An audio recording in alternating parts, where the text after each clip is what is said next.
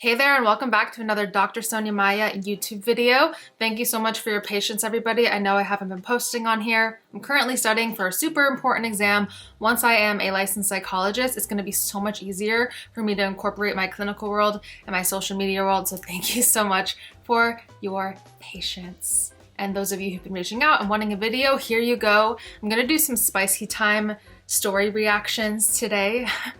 I've been collecting some spicy stories from people from social media. And don't worry, if you have submitted a story, I'm keeping it anonymous, all right? If you like this kind of content, don't forget to hit that like. The like really helps. Subscribe and turn on those bell notifications for more educational content because there's a lot more coming in the future, I promise. Just really trying to get over this last hurdle. By the way, do you like that? It's a new addition. It really looks like he's just peeking on through. This is gonna be a combination of DM stories, so people who have sent me on DM from like Instagram, for example, their stories, and a combination of that and also Reddit, because Reddit has a lot of really amazing stories on there, and it's such a beautiful place. Reddit, you know, of course there can be some negativity on there, but the fact that you're able to share a story with anonymity, a word that I struggle with. It's so interesting and so real because people can be very detailed and they can be very open without there being that consequence. So I think that's why the stories on there are so relatable and so funny. So you're not gonna know if this is a Reddit story or a DM story just to overprotect the confidentiality of the people who have submitted these stories. But yeah, let's do some reactions to these stories. Also, disclaimer, even though I'm a sex therapist, this is not a replacement for therapy. These are not my clients' stories at all. And there's a huge difference between clients and people that reach out to me on social media and want to share a story. This is strictly commentary.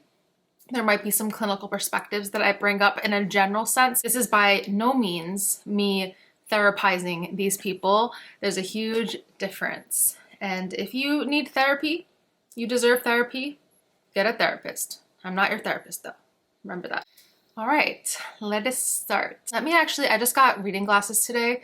I have vision issues, and finally I have reading glasses that I think are good for me prescription-wise. It's really gonna help me with my studying, so let me grab those 1 second.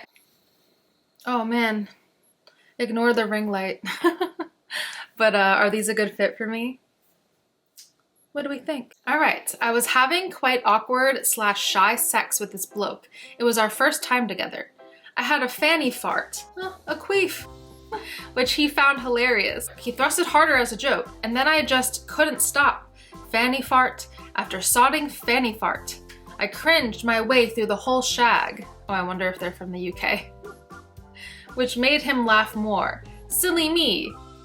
Should have just laughed it off. Okay, this is a very common experience, having a queef, and there's nothing wrong with queefing, okay? It can happen in a lot of different positions, especially doggy style.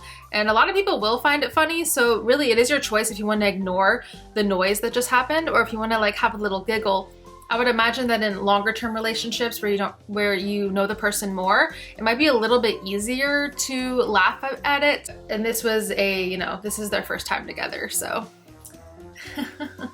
Love a good British story. All right, let's do another story. And if anybody had similar experiences to these, let me know below. I was talking to this girl a few years ago, and she invited me to her place on the first date. I had gotten some Viagra from my uncle for special occasions, and I really wanted to impress this girl, so I figured I would take one beforehand to really put on a performance. Okay, your uncle gave you Viagra. You wanted to impress the girl. Okay. I get there, we're sitting on the couch, we hook up, I go down on her, it starts getting really good. Well, while we're watching TV, I had 3 glasses of wine. I really had to pee, and I wanted to do it before we got started. I get in there, and I'm rock solid from the Viagra. Okay. So much so that I can't get it pointed down enough to hit the inside of the toilet bowl. Oh man. I start panicking, trying to figure out different positions to stand or sit in. I contemplated using the sink or the bathtub, but I didn't want the bathroom smelling like urine after I left. That's valid. Turn my phone on silent. This is important. Oh God, where is this going? Yeah, I feel like you're in for a treat with this one, huh? Get it? Urine? Okay, sorry. It takes me a solid 40 minutes to figure out how to piss without getting it all over the place. She starts asking me if I'm okay and all that. By the time I get out, she's like, I have work in the morning, I'm going to bed. So I end up taking my raging, uncomfortable erection back home with me. Needless to say, I did not see her again. Oh no! So a Viagra experience gone wrong. Turns out that if you take Viagra and you eat grapefruit, then it can actually impact the dosage of the Viagra. So keep that in mind. There's one thing to get Viagra as like, you know, a prescription from your doctor. It's another thing to have a family member give you Viagra and then take it to try to impress someone. I mean, I think this person definitely learned their lesson with that. I didn't know that that was such a barrier to using the restroom, but it makes sense, you know? Sounds like a little bit of Viagra can go a long way. Sounds like you also had wine as well. So, okay, thanks for sharing that story. Well, that's an interesting one. All right. Hi, Dr. Sonya. Hi. I have a cringy, spicy time story. It was my first time, and the woman I was with wasn't a virgin. We had sex in my car on the side of the road because it was during the pandemic, and she didn't want to be in a hotel. And I lived with my parents at the time, and she was visiting from out of the country. Having sex in the back of a Kia Niro as a guy who's 6'3" is not a good time. Despite being my first time, I couldn't finish. Okay, so delayed ejaculation. More common than people think. I dropped her off at her cousin's house, and I went home with blue balls. Yeah, blue balls. You do survive them, but they're not comfortable. The next time we hooked up was ironically in a hotel room. This time was much different. She wouldn't let me finish because every 5 seconds she would tell me to stop because she's coming. Wait, hold on. This time was much different. She wouldn't let me finish because every 5 seconds she would tell me to stop because she's coming. Oh, okay. Then blamed me for not finishing and then gets out of the bed and takes a shower. After some time, I was able to come from masturbating and she goes, finally you came. There's a pattern that people get into where they tend to focus on the outcome a lot in terms of like the big O, for example. And what a lot of sex therapists recommend is focusing on the experience more than the finishing, right? Sounds like this person was very much pressuring you to finish, which can be even harder to finish because you're thinking about finishing. And it's very common to have delayed ejac, especially if you are in a situation where you're not super comfortable. Sounds like that was your first time. Yeah, I mean, if you're in a Kia and you're super tall and it's your first time, it's gonna be hard. It might be hard to finish. That makes sense because, you know, SMEGS is so psychological. But if somebody is saying, don't finish because I'm coming. I mean, maybe she is coming the whole time. I mean, that's cool. Good for her. Then she blames you for not finishing. That's not fair. Don't come, don't come, don't come.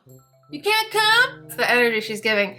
So, yeah, I would very much recommend focusing on the experience of SMEGs as humans rather than, did you come? Did you finish? Was there a big O? The analogy that some people like to use that I like a lot is you want to be enjoying the appetizer. You don't want to be thinking about the entree while you're enjoying the appetizer. Like, have that calamari, enjoy it, be in the moment, right?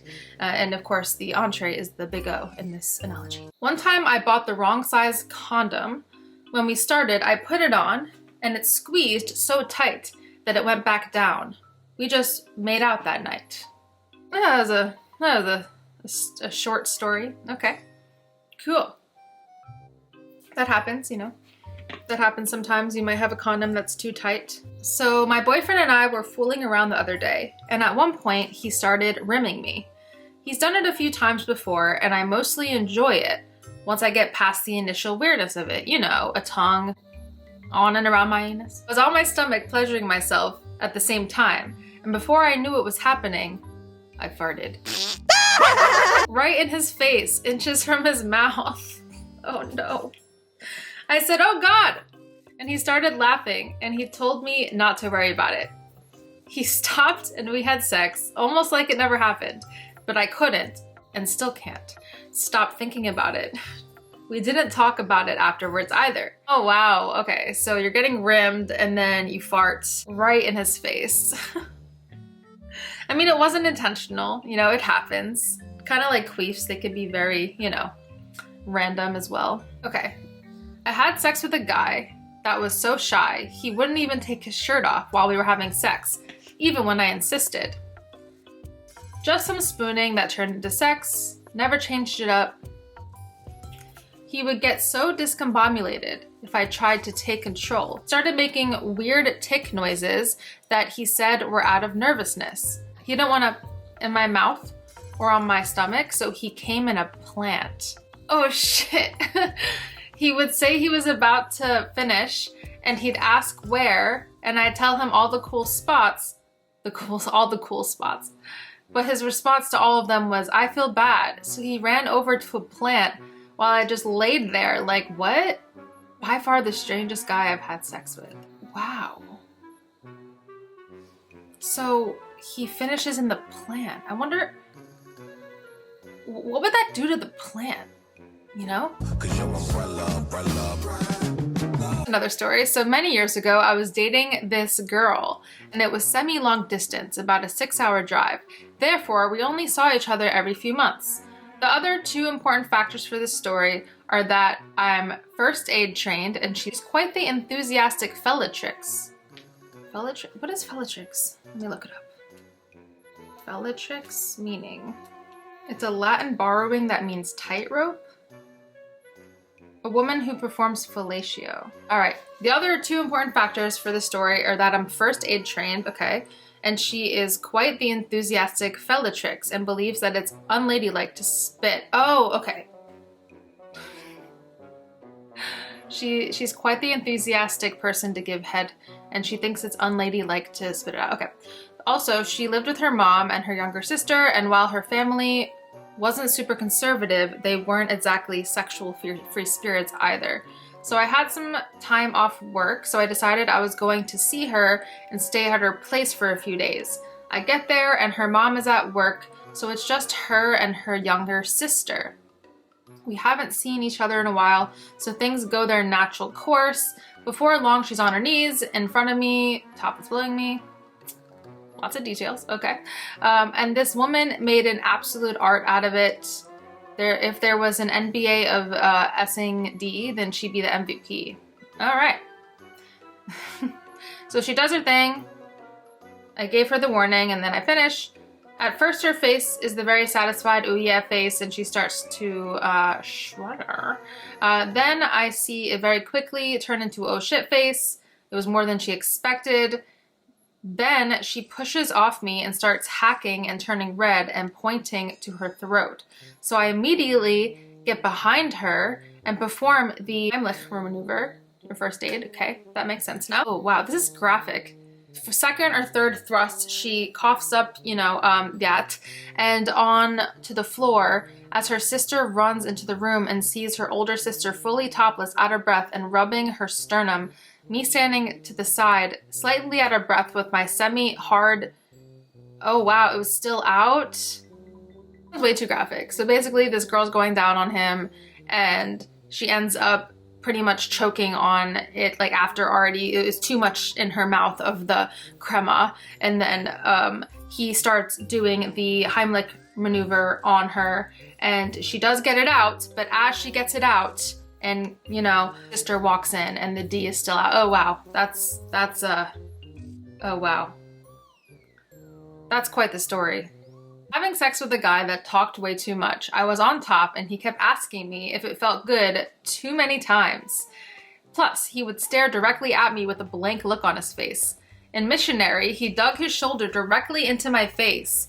Then, when he tried to play with my boobs, he twisted them so hard I said, ow. Not even the nipple, the whole boob itself. Ugh, ouch, consent. He said he's been with other girls, but they were both virgins. Worst sex of my life. Oh yeah, ow, what the hell? Twisted your whole boob and it, Okay, this is a very inexperienced person, clearly. All right, my girlfriend in college decided to start giving me really good head in her living room while her mom was cooking in the kitchen. What?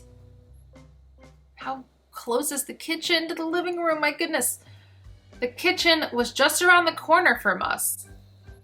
So my girlfriend kept taking a break from sucking to peek around and make sure the coast was still clear. She stopped to check just when I was about to finish and I couldn't warn her in time. I came all over myself and of course it was a lot. She had to get a towel so I could sneak out of the house and go change my clothes and come back. Okay, so you just made a mess. That could have been a lot worse. I thought the mom was gonna walk in. Oh my gosh, that would have been so awful. The lasagna's ready. Oh no, not the lasagna. I'm glad that didn't happen. Okay, it looks like someone might have taken this spicy time story thing in a different way. It's titled Salsa Showdown. Let's see if this is actually gonna make me laugh. Two amateur chefs, Jess and Sam. Clearly this isn't a real thing that happened, so I will use the Jess and Sam that's mentioned here. Two amateur chefs, Jess and Sam, face off in a salsa making competition. Jess adds a mountain of jalapenos while Sam, with a devilish grin, tosses in a ghost pepper. As they taste their creations, Jess gasps, "This is like a volcano in my mouth." Sam replies, fanning himself, "And I thought my dating life was spicy." Suddenly, Jess starts sweating profusely, eyes watering. "I need a fire extinguisher, not a taste tester." What? Sam laughs. "At least we know your salsa can put out a match." They both dive for milk, realizing that the only thing hotter than their salsa is their friendship. What did I just read? That sounded almost like, I know this is a real person that sent this to me, but it seemed almost like if you were to ask ChatGPT to make a story about two people eating spicy things. It didn't seem real to me. So I was on top and leaning over my boyfriend. I have ginormous boobs, relatable, and they were hanging down and he decided to stick his face in them. He then breathed in, which somehow created a vacuum seal around my boobs. He panicked and tried to breathe in more, to no avail. After a few seconds, he figured out he had to stop trying to inhale my breasts in order to be able to breathe again, and we collapsed, laughing for a few minutes before sex resumed. The camera overheated. I don't know how long I've been doing this, but I think I'm gonna do a part 2, especially if you like this. Let me know below. Do you like this kind of content, me reaction to sexy time videos? I like it. I think it's fun. So yeah. That last one that I just did, it turns out, and I'm hoping my camera captured this woman almost suffocated her boyfriend with her breasts and he really couldn't breathe. I mean, that is probably one of the most happiest ways to go out, even though still, you know, suffocating a titty's not the worst way, right? But yeah, so I gotten through most of them. I still have like, maybe like 9 or 10 I didn't get to, but I'm more than willing to do a part 2. Let me know. I should definitely stop this video so it doesn't take me too long to edit because I have to go back to studying for my licensure exam. But don't forget to like and subscribe and turn on bell notifications. I will be posting more regularly, especially in 2025. I really just need to get past this last hurdle. Thank you so much for waiting and staying subscribed. And you can catch me on Instagram and TikTok. I am active on there. Yeah, awesome. I will see you next time. I will start doing Sunday videos again when I am able to. Right now, I cannot. Whether it'll be a week or 2 weeks or 2 months till my next video is really just up in the air. And I will continue asking for spicy time stories as well. So if one pops into your noggin and you want me to talk about it and react to it, it's anonymous. So let me know. Thank you so much for watching. Okay, love you, bye. Forgot to say the thing, sorry. Everyone, please remember to make pleasurable decisions and decisions. And I will see you next time. Goodbye.